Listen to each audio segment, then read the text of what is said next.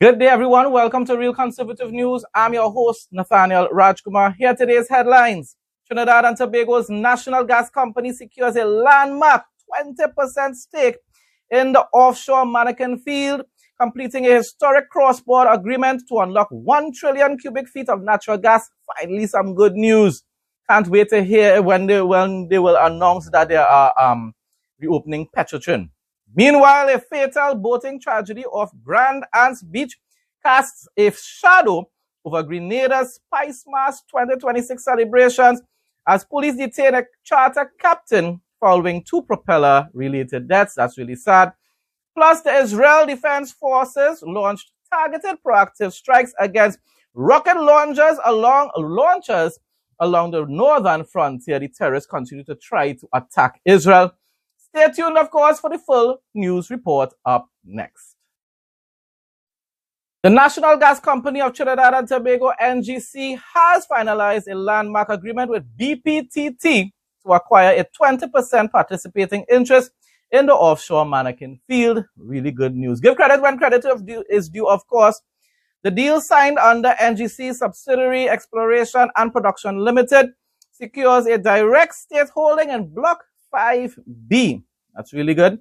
This acquisition aligns NGC's ownership position across the cross-border Manakin-Coquina natural gas reservoir, where the company already held a matching 20% interest in the Venezuelan Coquina section. Don't make joke. All right.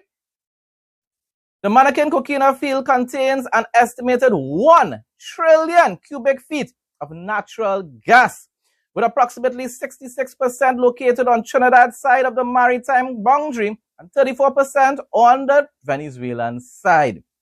With both sides of the reservoir now commercially aligned under shared operating terms, the asset stands as the only unitized cross-border gas field in the Western Hemisphere to achieve a unified development strategy between 2 nations.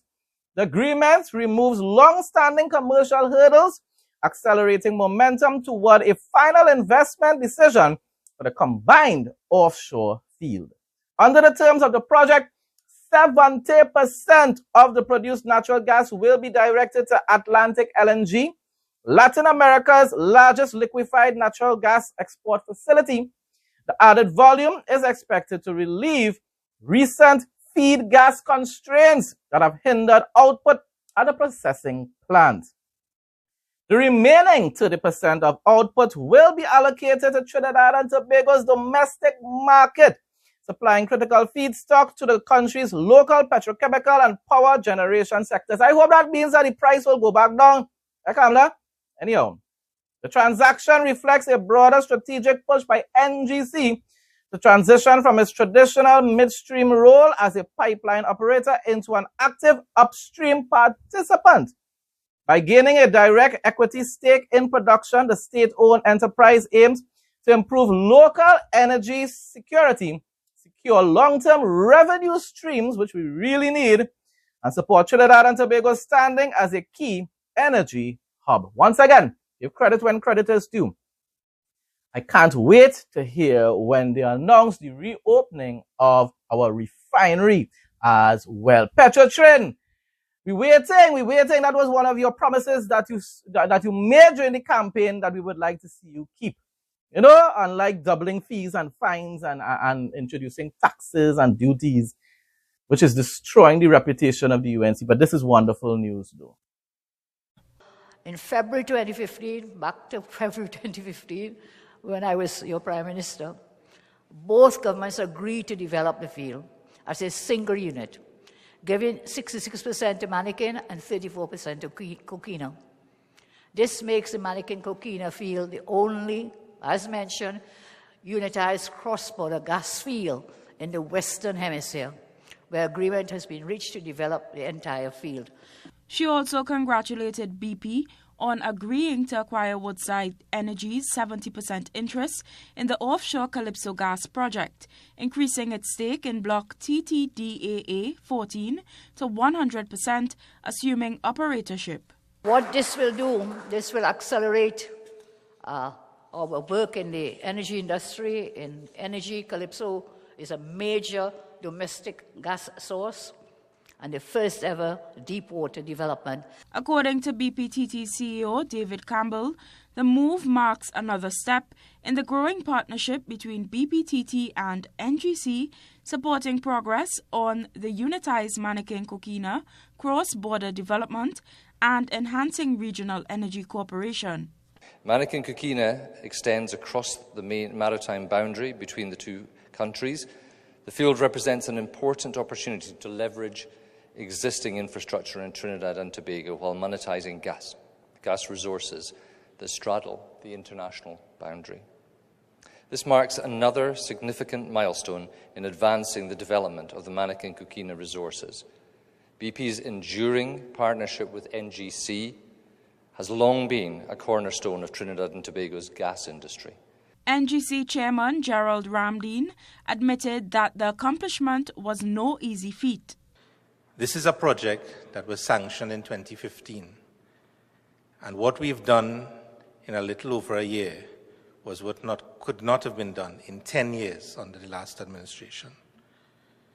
These negotiations are very hard negotiations, and I would like to pay respect to the manner in which those negotiations were conducted by BPTT. Trinidad and Tobago weather forecast for Wednesday, August 12, 2026.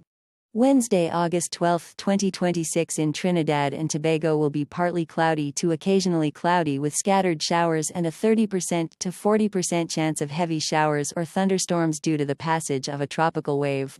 Conditions start partly sunny with light rain developing by 8 a.m. The risk of heavy thunderstorms peaks between 11 a.m. and 4 p.m.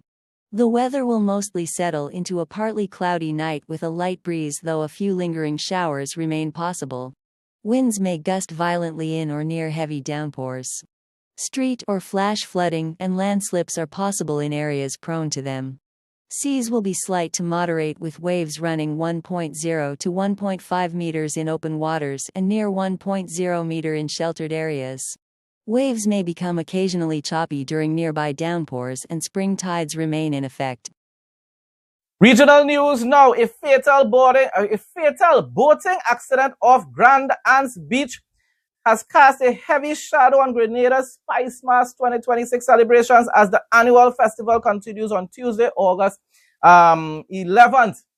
The Royal Grenada Police Force is investigating the deaths of two women who allegedly jumped overboard from the charter vessel Kayak Princess during Carnival festivities and were fatally struck by the boat's moving propeller. Wow. One victim died immediately at the scene, while the second was rushed to the General Hospital in St. George's, where she later succumbed to her injuries. Condolences to the families, of course. In response to the tragedy, police authorities have detained the boat's captain as investigators work to determine whether safety violations occurred or if criminal charges will be filed. But in this case, it's not like in Guyana, where the captain caused the boat to overturn. This is where two adults decided to jump into the water for whatever reason. You don't have to be babysitting adults. That's if that is really what occurred.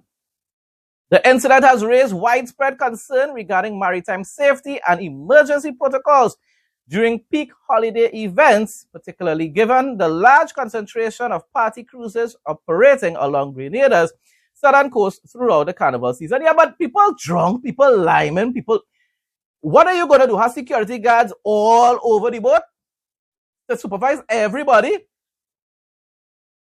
Police officials confirmed that a full report will be released to the public as the active investigation progresses. I'm telling you, to me, this sounds different to the case in Guyana, where the captain was definitely responsible for what took place. What do you all think?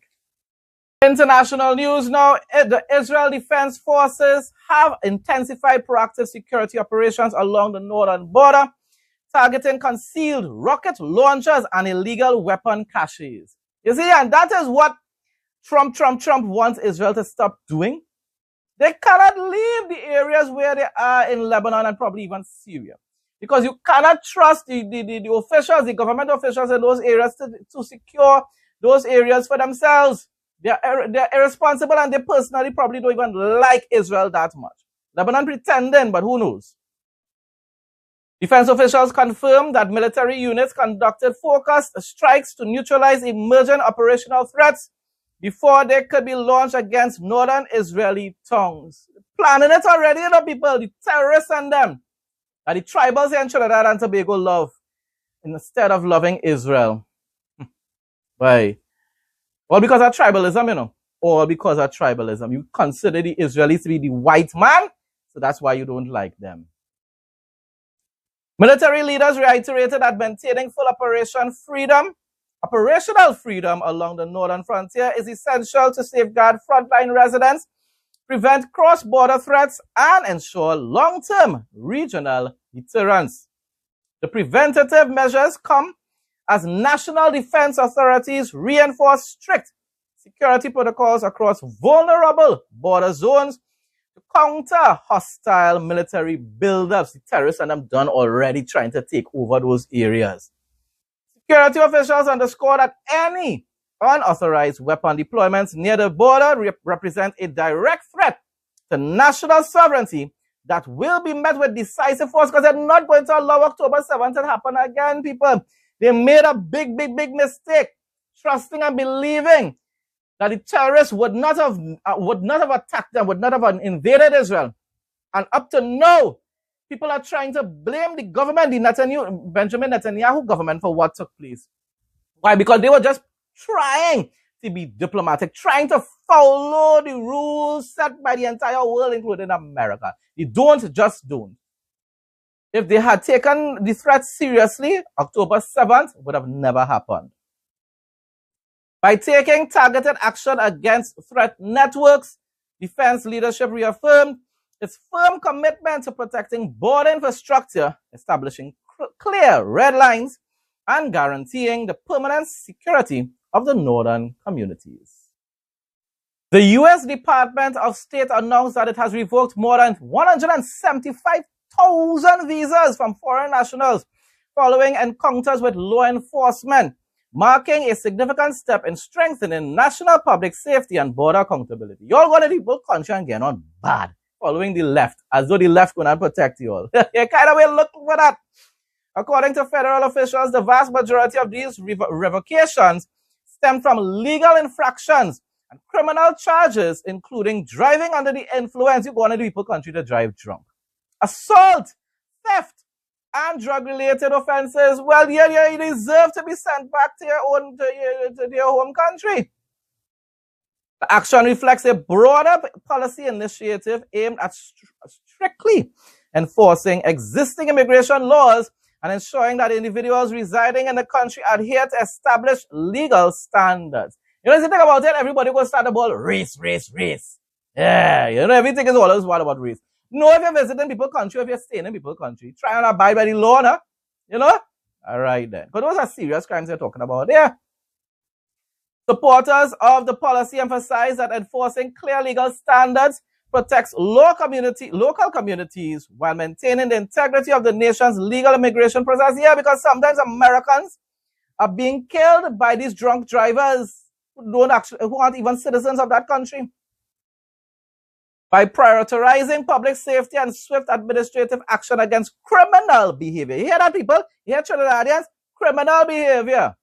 Federal agencies seek to restore accountability and build public confidence in government oversight. Those are the kind of individuals I believe in deporting. You understand? The ones that are trying their best to abide by the law and working hard on farms and so forth. Oh gosh, get the people are blind, man. Officials noted that routine background reviews and law enforcement coordination will remain central to federal immigration enforcement moving forward. Psalm 35, 1-4. O Lord, oppose those who oppose me, fight those who fight against me. Put on your armor, take up your shield, and prepare for battle.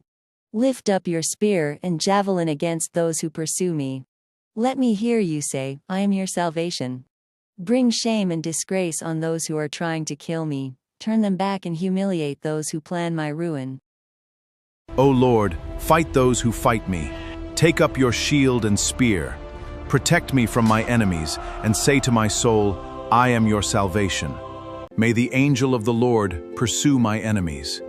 May their hidden net catch them, and may they fall into their own pit of destruction. Folks, that brings us to the end of today's news report. Thanks again to everyone who continues to support my content. Please like, comment, share, and subscribe. Stay blessed and stay safe most of all. In Jesus' name.